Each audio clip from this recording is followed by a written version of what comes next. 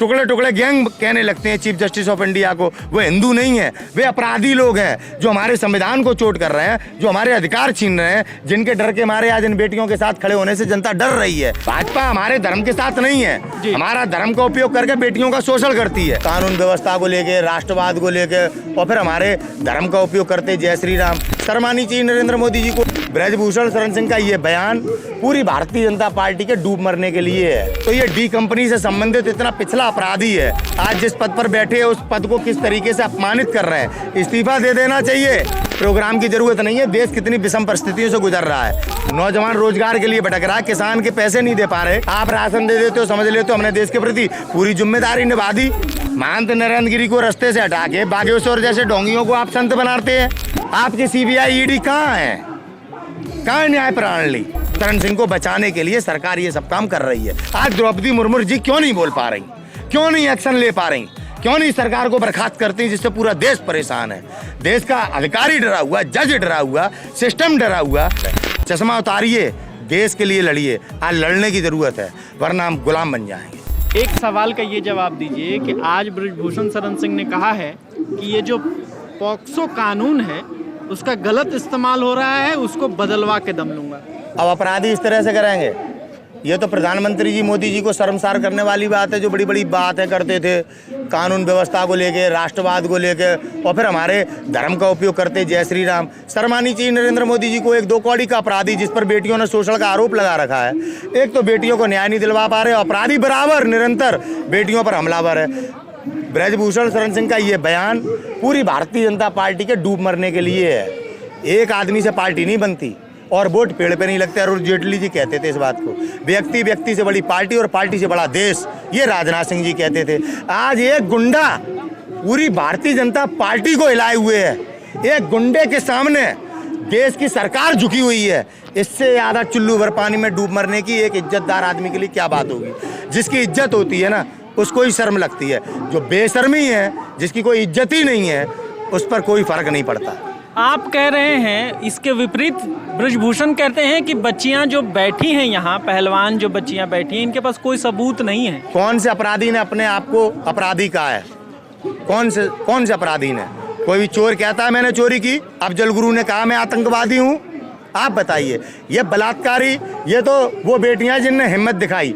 मैं आपको पूरे विश्वास के साथ बताता हूँ, अगर बेटियां अपने अंदर हिम्मत पैदा करें तो कम से कम ऐसी 50 बेटियां और होंगी जिनके साथ इसने शोषण किया होगा। इसके 50 स्कूल है, वहाँ पे भी ये शोषण करता है, लेकिन आवाज़ नहीं उठा पा रहे, लोग डरे हुए हैं। अगर हिम्मत अपने अंदर बेटियां जगाएं तो इनका पूरा काला चिट्ठा आएगा। ये अपराधी हैं भाई। जे हॉस्पिटल में दाऊद के बहनोई की हत्या करने वाले लोग थे, उनकी हत्या ब्रजेश ठाकुर ने, सुभाष ठाकुर ने की और उनको संरक्षण आपके इसने ब्रजभूषण शरण सिंह जी ने दिया था। अपने यहाँ पे गेस्ट हाउस में रोका था। ये 92-93 का मामला है। तो ये डी कंपनी से संबंधित इतना पिछला अपराधी है। आप कह रहे हैं कि नेता मानते हैं, जनता का प्रतिनिधि मानते हैं। ये डॉन है, डॉन। इसलिए सरकार इसके खिलाफ नहीं कार्य कर पा रही है। आप कह रहे हैं कि डॉन है। जिस मामले में वो तब जेल गए थे, तब देश के प्रधानमंत्री अटल बिहारी ने चिट्ठी भी लिखी थी। तो आप ताकत का अंदाजा लगाइए। वही बता रहे हैं, तभी तो बता रहे हैं नरेंद्र मोदी जी आज जिस पद पर बैठे हैं उस पद को किस तरीके से अपमानित कर रहे हैं। इस्तीफा दे देना चाहिए। अगर देश का प्रधानमंत्री एक इतने छोटे से गुंडे पर कार्रवाई नहीं कर पा रहा है। और राजनाथ कहते थे चुनाव में कि दाऊद को पकड़ कर लाएंगे भैया, दाऊद को। पाकिस्तान को तो मुंह चला लेते हैं हाल। अरे तुम ब्रजभूषण शरण सिंह जैसे पे कार्रवाई नहीं कर पा रहे, क्या तुम पाकिस्तान को उखाड़ोगे? क्या तुम दाऊद को लाओगे? तुम पे दाऊद का गुर्गा नहीं संभल रहा है। अगले 5 तारीख को अयोध्या में बड़ा कार्यक्रम हो रहा है। बताया जा रहा है कि लाखों संत जुटेंगे और वहीं पे ये बात रखी जाएगी कि इस कानून को बदला जाए। देखिए, ऐसा है, अपराधी का संरक्षण कर रहे हैं, धर्म का उपयोग करके, तमाम तरह से देश की जनता को गुमराह करके, न्याय की बात नहीं कर रहे। वहाँ पर ये सब क्यों हो रहा है? क्योंकि किसी भी तरीके से अपराधी को संरक्षण प्रदान कराया जाए, इन बेटी की आवाज़ को दबाया जाए। प्रोग्राम की जरूरत नहीं है। देश कितनी विषम परिस्थितियों से गुजर रहा है। देश के लिए कुछ करो। नौजवान रोजगार के लिए भटक रहा है, किसान के पैसे नहीं दे पा रहे। गन्ना किसान के 2-2 साल हुए जा रहे हैं। कैसे घर चल रहे हैं लोगों के। आप राशन दे देते हो, समझ लेते हो हमने देश के प्रति पूरी जिम्मेदारी निभा दी। चिंता का विषय है। ये केवल और केवल ब्रजभूषण शरण सिंह जी को बचाने के लिए तमाम तरह से, कभी धीरेन्द्र शास्त्री का उपयोग करके अब अयोध्या में खाम गाम का तो संत जुट रहे हैं ना, आप तो मानेंगे ना इस बात? संत अपनी मांग को लेकर जुट रहे हैं क्या? संत जुनते, कोई धर्म की बात करता कोई संत। अब क्या आरएसएस के लोग भगवा धारण करके घूम रहे हैं, आप उन्हें संत मानोगे? महंत नरेंद्र गिरी ने इसी प्रकार के ढोंगियों पर कार्रवाई करने का काम करना शुरू किया, उनकी हत्या कर दी गई। आज तक महंत नरेंद्र गिरी को उत्तर प्रदेश के बाबा योगी ने न्याय दिला पाया? भैया मैं पूछना चाहता हूँ आरएसएस के लोगों से, महंत नरेंद्र गिरी की हत्या किसने की? आपकी सीबीआई ईडी कहाँ है? कहाँ है न्याय प्रणाली? महंत नरेंद्र गिरी को रास्ते से हटा के बागेश्वर जैसे ढोंगियों को आप संत बनाते हैं, ये नहीं चलेगा।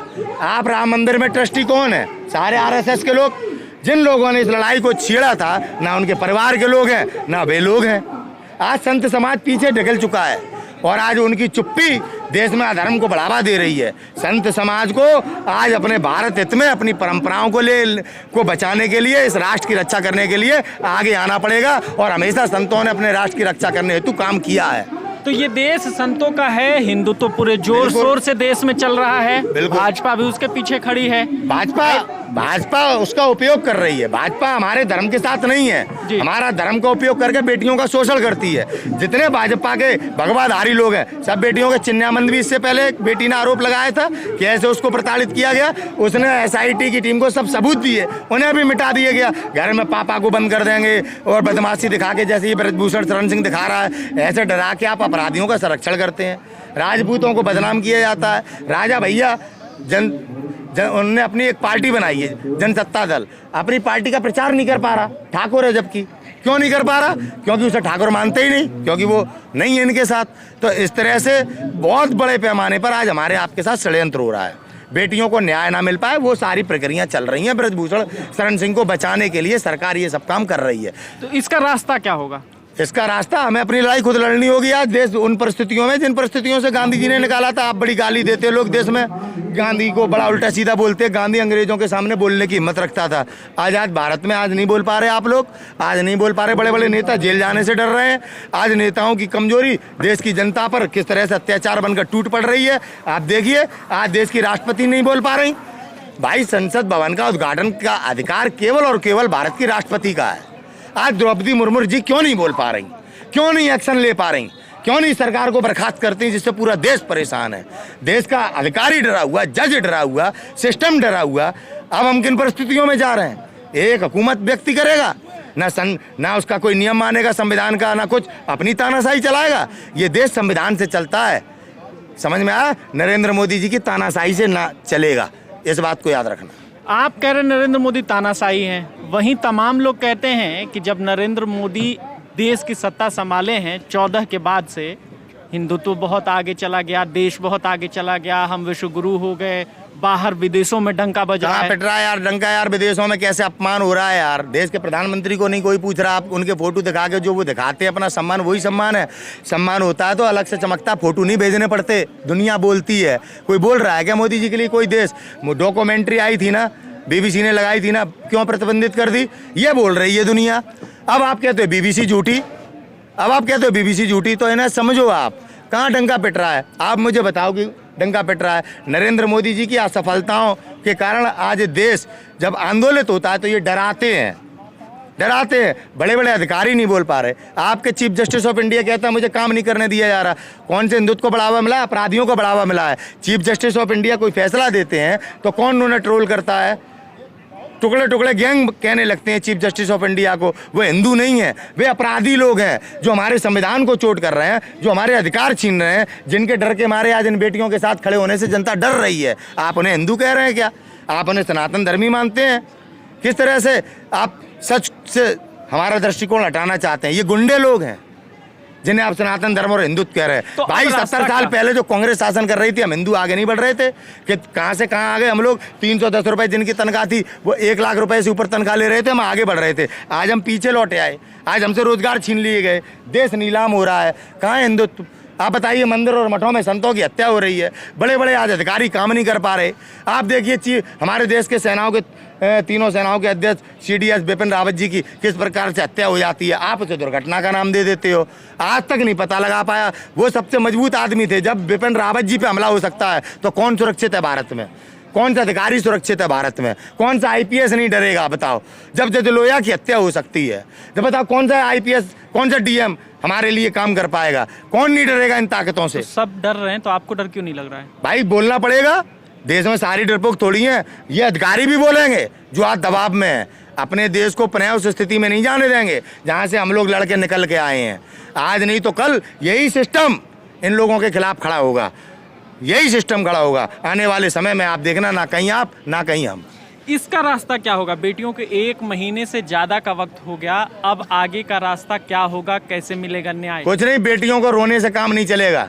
द्रौपदी माता रोई नहीं थी, आई समझ में? सीता मैया रोई नहीं थी।